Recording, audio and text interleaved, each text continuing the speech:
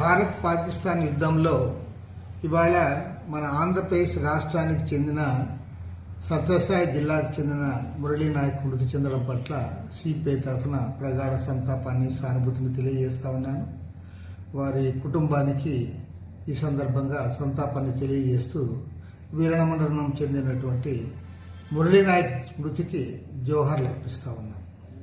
ఎందుకంటే ఇవాళ టెర్రరిజాన్ని పెంచి పోషిస్తూ పాకిస్తాన్ వారికి ఆశ్రయం ఇవ్వడమే కాకుండా వారికి ఆయుధాలు సప్లై చేయడం, అన్ని రకాలుగా వారిని ప్రోత్సహించి మన బార్డర్లో ఉద్రిక్త వాతావరణాన్ని సృష్టిస్తూ ఉన్నారు.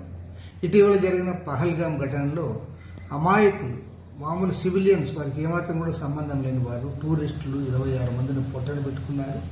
దానిపైన మన ప్రభుత్వం స్పందించి టెర్రరిస్ట్ కేంద్రాలపైన దాడి చేయడం జరిగింది. మరి ఈ సందర్భంలో పాకిస్తాన్ అనవసరంగా రెచ్చిపోయి ఇవాళ యుద్ధానికి కాలు దూవుతూ ఉంది.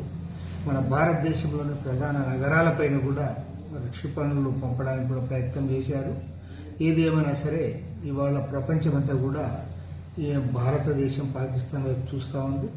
ఈరోజు భారతదేశం పట్ల కాకుండా టెర్రరిజాన్ని ప్రోత్సహించడం పట్ల పాకిస్తాన్ తీసుకుంటున్న చర్యలను అందరూ కూడా ముక్తకంఠంతో ఖండించాలని కోరుతా ఉన్నాం. ఇవాళ నాగరిక సమాజంలో టెర్రరిజానికి తావు లేదు.